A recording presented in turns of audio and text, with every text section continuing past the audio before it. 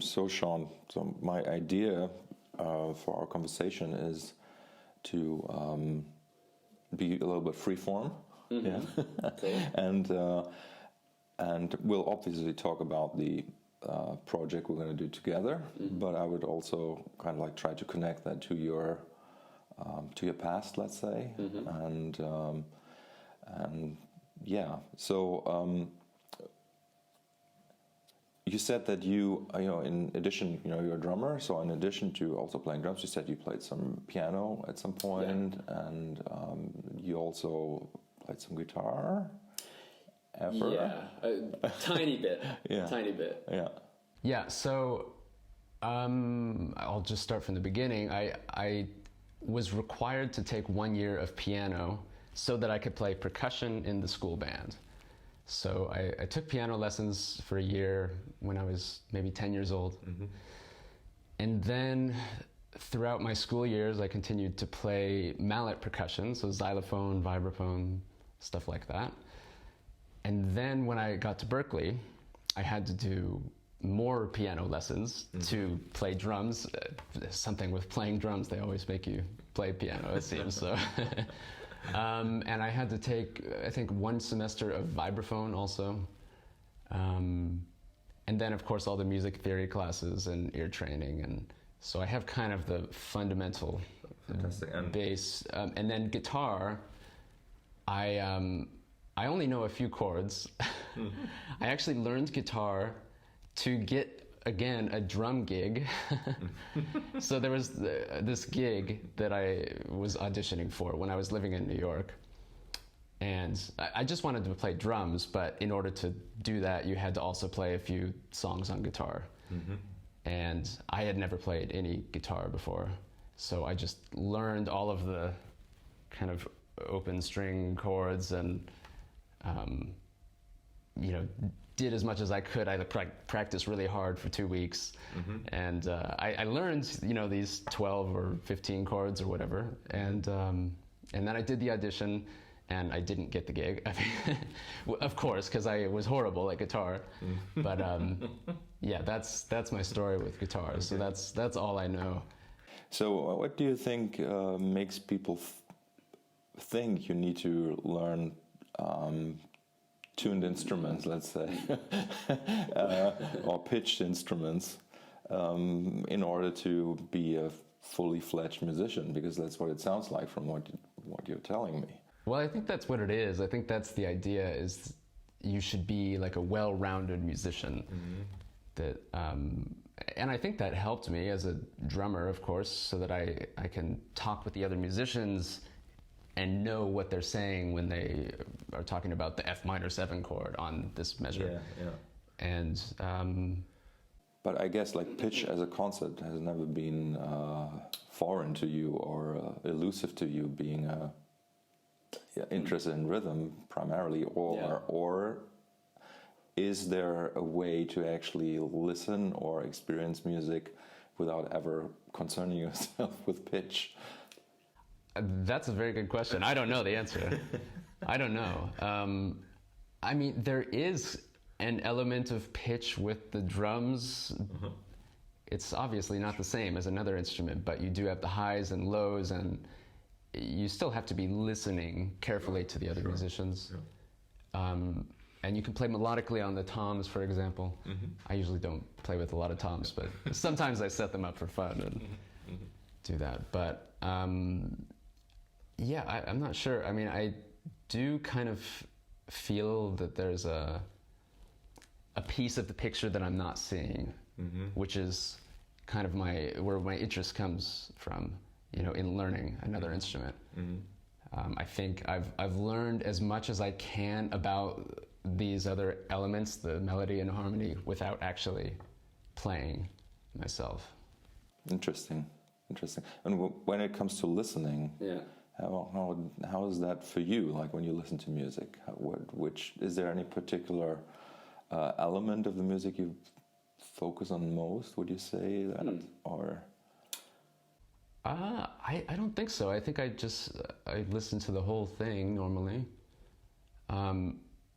Obviously, I'm much more aware of the rhythmic stuff. I mean, I can listen to a melody and know, hey, that's a really nice melody. I like that, but I don't know why. Okay. And I think maybe it's actually more obvious when there's a problem. Like if you're composing something, in a way, composition is like problem solving, or it can be. And when I'm composing a rhythmic idea, I can, if I run into a problem or an obstacle that's something's not working, I can find a solution very quickly because I have this vocabulary of rhythms, and you know, sometimes you just have to try things and experiment and trial and error, but it's much faster for me to resolve a rhythmic problem because I hear the problem and I go, oh, I don't like that, and it's probably because of this. Yeah. But when I hear a melody I don't like, I don't know what to do. I don't know why I don't like it. Yeah, this is so fascinating because I've run into this many times, obviously, where like when working as a producer with a band, and the bass player plays a note and everybody goes, oh, that doesn't sound good. Yeah. And it's just because he's a half step off or something. Right. Yeah. So for me, I wouldn't even use the words that it doesn't sound good. Because it's obviously a wrong note, let's say. So everybody plays in D minor and he plays a C sharp. Okay, then, well, it's kind of obvious, right? But yeah, but I understand because like I come from that background. I actually started out with like small mallet like modules, just an A and a D or stuff like that. And so that's how I started learning about music as a 3-year-old, right? Yeah, cool. So I come totally from the world of pitches, and you know, I still experience them as absolute as well. So and so it's interesting when I hear people who use these terms for like that something doesn't sound good. Right. Yeah. So basically, it doesn't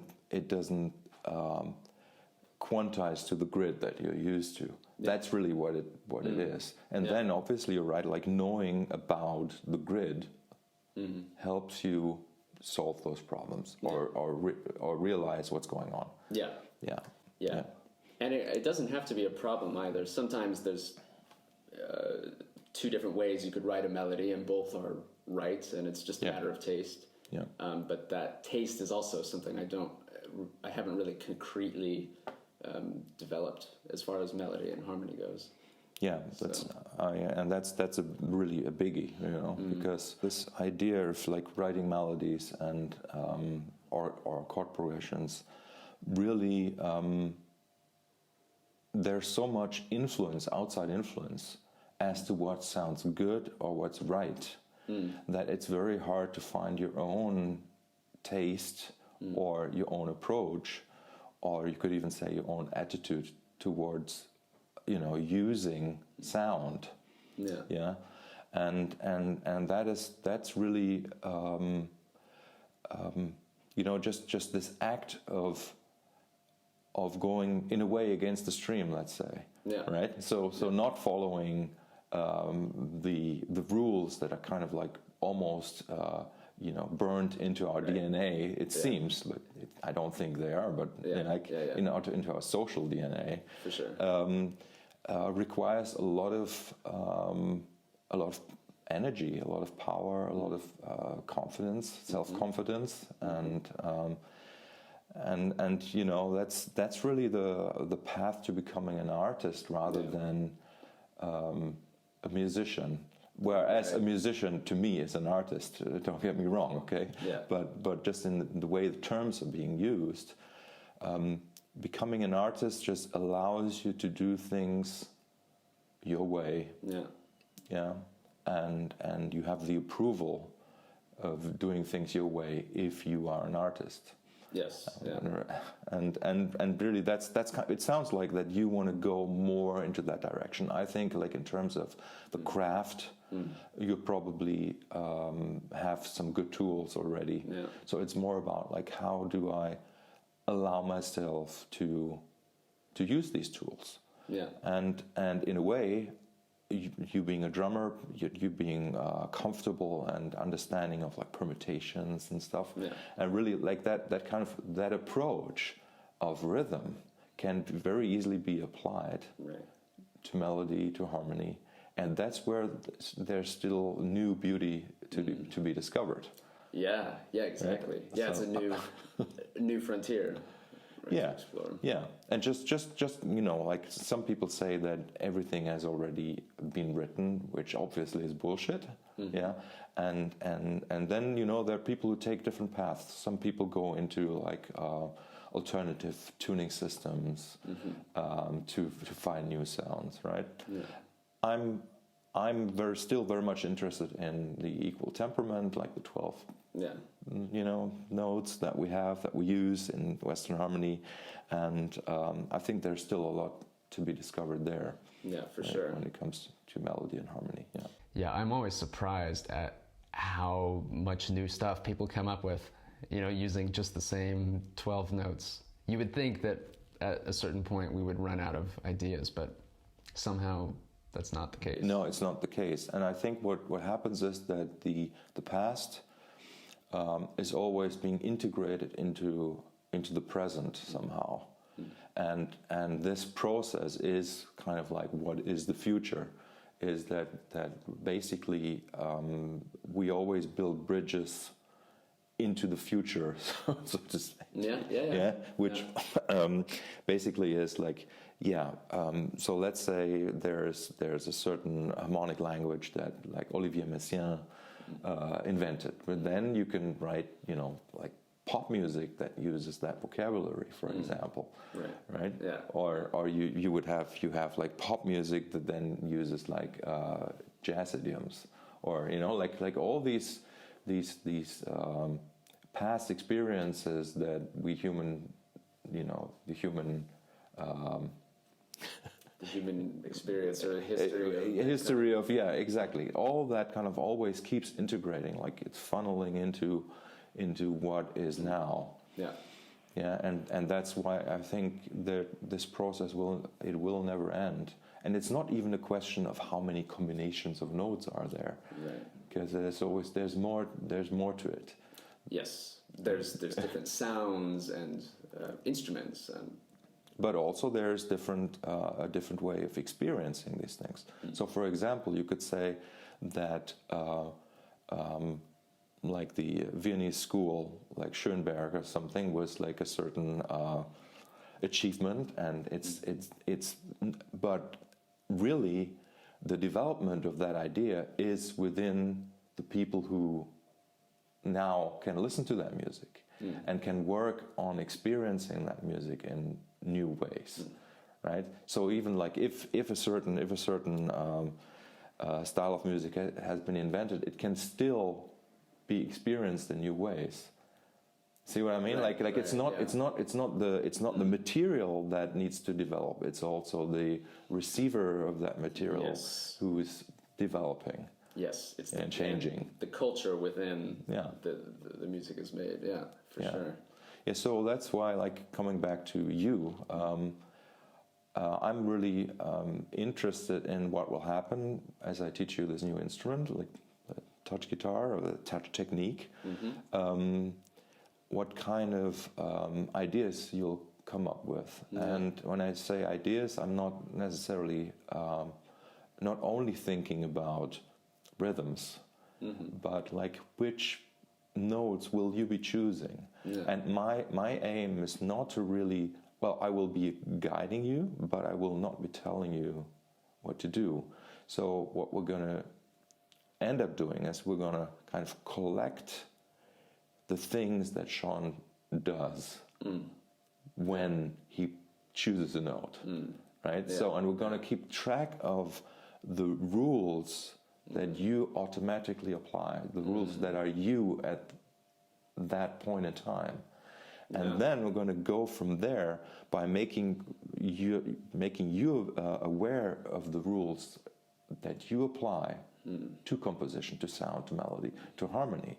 Like, which things do you like now? Right. And then, as you become aware of that, you can kind of like install these little detours, and you can discover, like, you're kind of like permutating the ways that you do things already. So it's just like writing down a drum beat and then shifting it on the grid or stuff like that. It's kind of like the same idea. And I think that's going to be really fascinating with this this new field of expressing music, which will be the fretboard of the touch guitar. Man, that's really cool. And by the way, I have to thank you in advance for taking that approach, because I think that's a great approach, and it's great that you allow, I'm sure it's not just with me, but your students in general, to play what they want, and rather than telling people what to play. And in fact, I think you were saying that in the early days with touch guitar, or maybe even with the Chapman stick, people were teaching a lot what to play and not how to play. Yes. Yeah. I think it's much more valuable to learn how to play, and then you can find your way artistically. Yes, that's a no-brainer for me. Well, good. Yeah, I mean, you see the, and you said that about the drums, that when you were starting out, and this is, I would be interested in how you even discovered that you needed to work on playing individual notes, let's say. First, how did you have that insight at a young age that in order to be able to do the things that you envision, that's what I'm assuming, you would have to break things down. Because I don't think that's necessarily very obvious to young people. Because like also with the energy of youth, kind of like you kind of embrace things holistically. Right? Usually. Right. Yeah, I think I don't think it was an insight that I necessarily had, but I think I learned it probably from doing drum corps or drumline, you know what that is? So I don't think I thought that way for the first few years that I played drums. It was, so I started when I was 10, and it was maybe when I was 13 or 14 that I started to do this drumline stuff, which was very technically advanced. And a lot of our instruction, in fact, most of our instruction was about technique, because the technique has to not only sound good or allow you to sound good, but it also has to look the same for 10 people. And the instructors are very, very efficient with all of this. And meaning they've deconstructed the technique so deeply that they know exactly what the best thing to do is. And so I think that's where that comes from. It was like a very heavy technical kind of training, and there was actually no artistic training in that sense, because everything was written already for us. Although I did start writing some drum parts, for the group. But yeah, I think that's probably where it comes from. And then it just developed further from there. You translated or took that approach over to the drum kit then? Yeah, I mean, I was always playing the drum kit the whole time, and it just seemed automatic to me that these drumline guys have like the best technique in the world, or they have very good technique compared to a lot of, say, drummers in a rock band that have no idea what they're doing, and they sound great, but so I really trusted these people, and I took that approach. So yeah, and this aspect of it having to look good as well, and the same across the the line of players. It's that's actually quite an amazing thing, because you are already taking into account community somehow, right? Which is also part of a technique. Really, it's because you're kind of like specifying. How should I say this?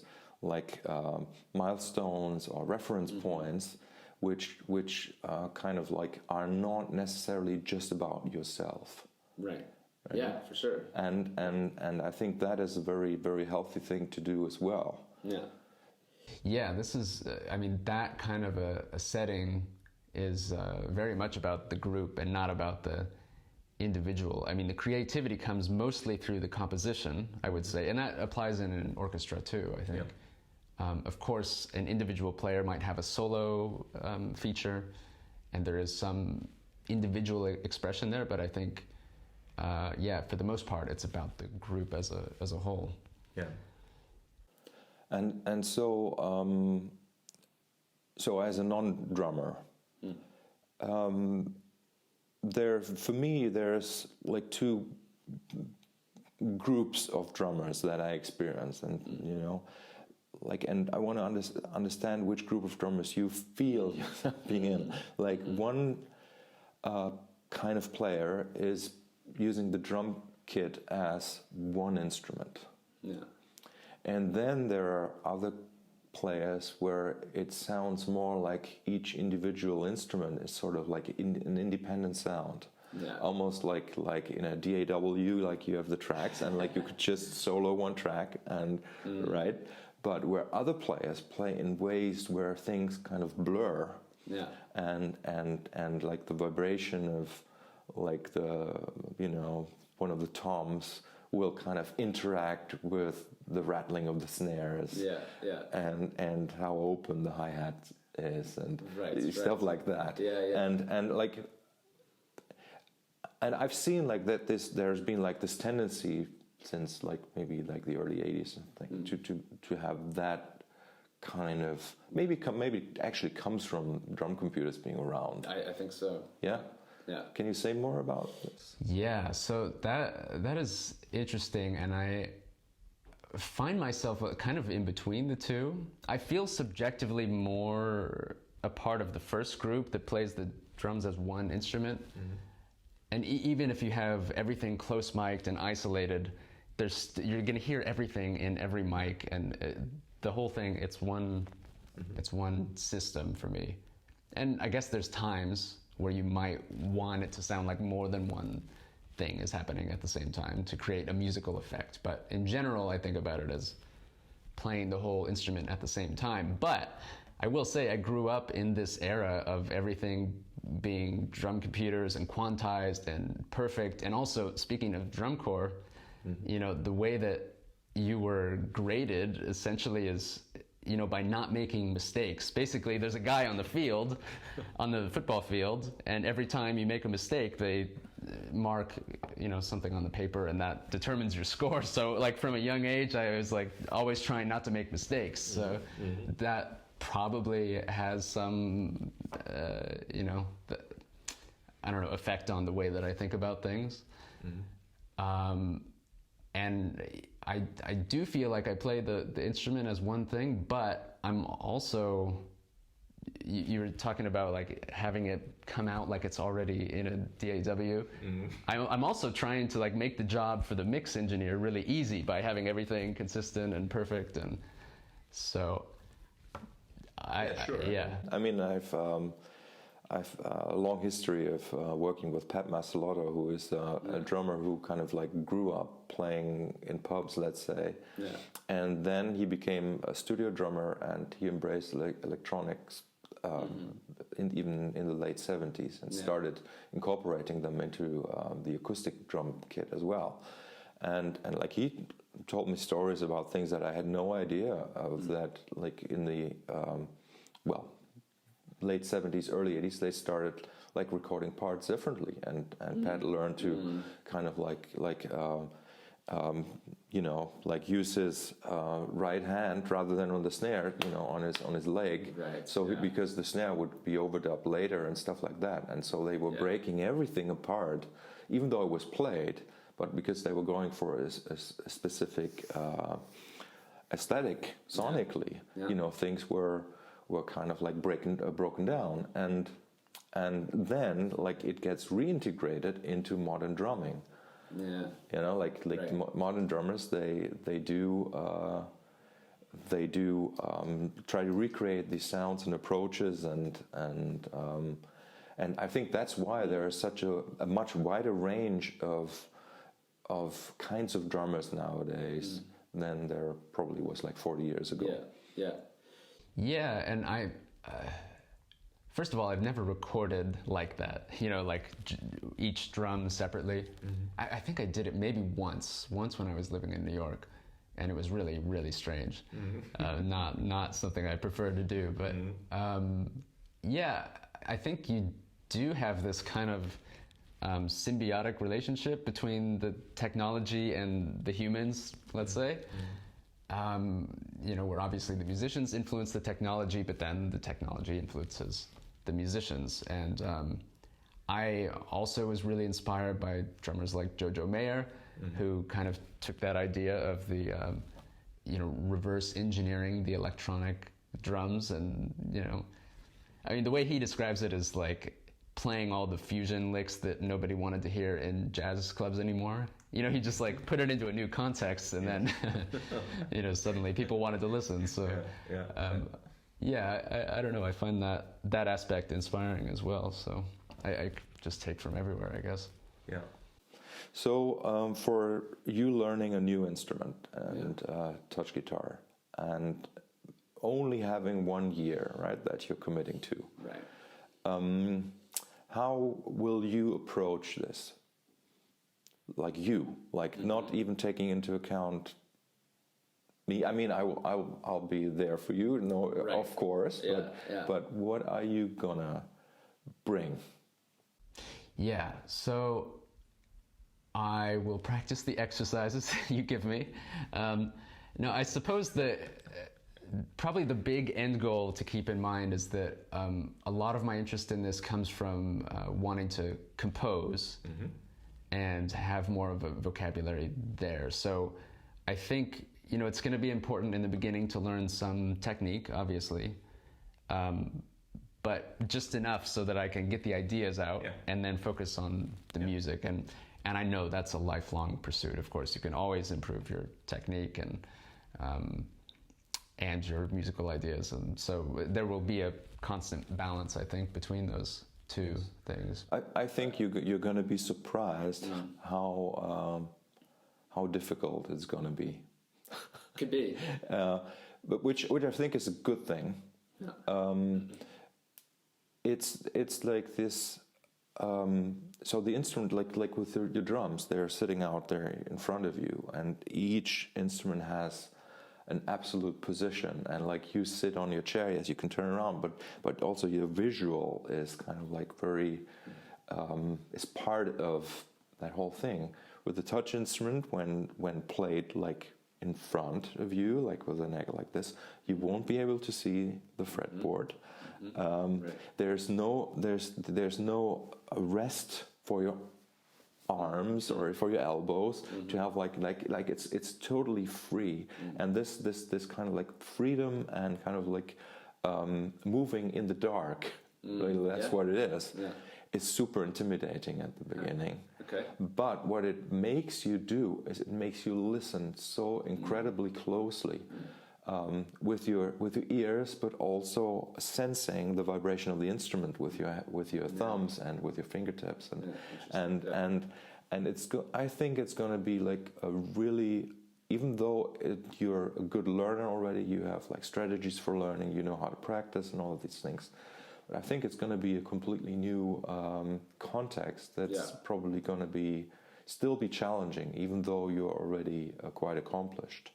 Yeah, I believe it. I mean, it's something completely new, and that's also a welcome challenge. I mean, that's something that's also appealing, is that I haven't felt like a beginner in a long time in a musical context. And when you get to a certain point, it takes a lot of work to make just a little bit of progress, when you're in an intermediate advanced stage. So that is, it can be frustrating because it takes so long to just make a little bit more progress. But I think it can be exciting when everything is new, and I'm not to say that the beginning will go fast. I mean, I'm sure that it will. I don't know what to expect. We'll see. But it's new, and that's exciting. Now, what I think is going to be wonderful for you is that there's this physical relationship of melody and harmony kind of built into a stringed instrument. Like, because like you're subdividing the string and maybe we've talked about that before, but like the subdivision is physically represented in space in a way that is kind of unlike a piano, where the piano gives it sort of like a fake news version of how pitches work, how frequency works. Like, on a keyboard, like all the octaves have the same scale. Yes, right. Right? Yeah. But it's actually a logarithmic scale, and the keys should get smaller and smaller. And and you get that effect with a stringed instrument, with a guitar instrument. And it's going to be great for you to kind of like experience the distance of a minor third versus a major third, and kind of like what that means physically for your body. And so I think you've chosen a good tool to learn more about composition. And I would say, like, from the very beginning, you should write. And there is this intermediate kind of writing that I know you're good at, is like write your own exercises, like studies. But ideally, and again, maybe even two different things. Like, studies and exercises are also not the same thing. Like, in exercise, maybe you want to be as concise, condensed, right? Mechanical, but then like a study piece would kind of apply a certain idea in a musical context, right? And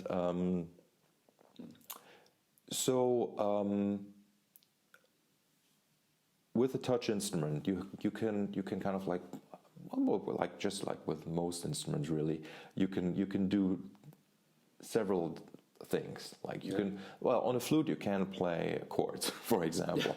Okay, so but with a touch instrument you can play bass lines, you can play melodic lines, you can play chordal parts, you can kind of like play baritone kind of guitar parts, you can play very high lead parts, stuff like that. You can play high chords, like all these things. And what is if you're just conjuring up like a sort of a mental idea, not mental idea, you know what I mean, mentally, of what the thing of how you would sound like. Oh, is there anything that comes to mind, like any keywords or? I have no idea, honestly. I'm not. I probably do have some ideas subconsciously. I don't know. But the thing is that the instrument can do so much, so I'm going to want to explore all these different areas and see what I like. Yeah. So, but what do you hear? Do you hear a low note in your head, or do you hear a high note in your head right now? If you're thinking about... I hear like a medium chord. Medium chord. Like, okay, a chord. Like, so 3 notes? I have no idea how many. Try it. Just. Sure. Yeah. No. Just think about it, or listen. I don't know. I could see. Is it 2 fingers? Playing with more than 2 fingers. More than 2. Okay. Like I think it'd be fun to play with a volume pedal, do ambient swelly stuff. Yes. But also, I know you can do all this crazy playing 2 parts at the same time, and I'm sure I'm gonna have fun with that. Yes. So, I don't know. And then you can play melodies, and I really don't know what to expect. But yeah. You see, this is interesting. Like, obviously, I caught you off guard there, but the idea really is, and now again, I'm not talking technique as playing technique, but as being an artist. Yeah. Okay. So this kind of question you can ask yourself in order to fuel your creative process, let's say. Okay. So you could do the same with me, and I would have to kind of come up with an image, right? Like if it's with an idea, and really, it's not about don't need to be sure that what you're saying is correct, right? But it's about being able to respond to the request, let's say. So because in the end, it's probably not going to be somebody asking you these questions, but it's sort of like if we think about like the creative impulse as something that comes from the outside, something that will then require you to respond. Right. Yeah. You know what I mean? Yeah. So, I like so if I say, okay, imagine a pitch, right? I ask you, imagine a pitch. Yeah. Okay, and then imagine a second pitch. Yeah. Yeah. So was the second pitch higher or lower than the first? It was a major third. It was a major third. There you go. So very specific already, right? Yeah. There you go. So it's possible by like very, very simple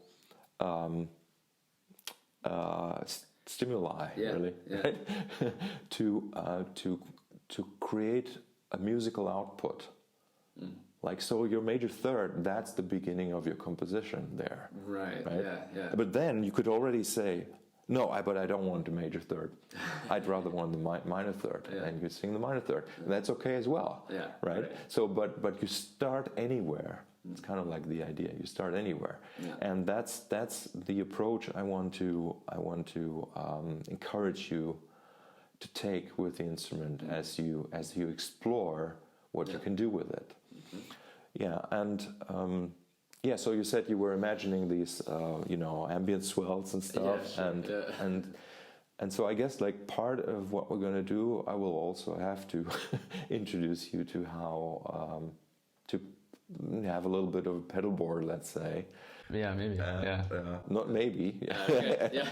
Like nowadays, and for you as a drummer, you could just still go and play a gig without microphones, without any electronics. Yeah. And stuff.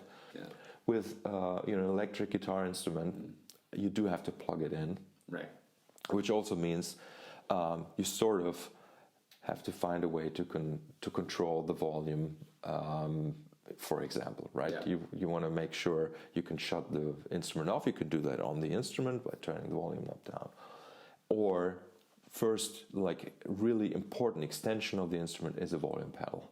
Yeah, makes sense. So we're gonna have you kind of like do exercise with the volume pedal. Okay. Right. Sounds good. Yeah, we start with something easy. Yeah. So the instrument weighs kind of like around 4 kilos. Yeah. And it's going to be sitting on your left shoulder. You're right-handed, right? Yeah. Okay. So it's going to be sitting on your left shoulder, and it's not going to be easy the first few weeks. You'll just have to build up the muscles to have that weight on your shoulder. Yeah. Let's go a little further into your expectations. Okay. Because I want you to develop a little bit of a vision. At least I want you to say some things, just kind of like to force you even to create some sort of thing to work towards. Yeah. Yeah. So how do you imagine yourself at the end of the 1-year phase?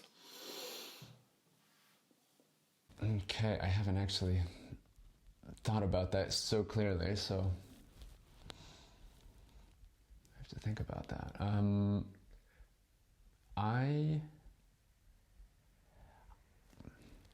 To be honest, I don't really have an image that pops in my mind. I think I'll have a more clear idea after the first week or two. I'm sure you will. Yeah, I know. But the exercise is, it's always good if you start stroking your beard. It means like something's happening, right? That helps, definitely.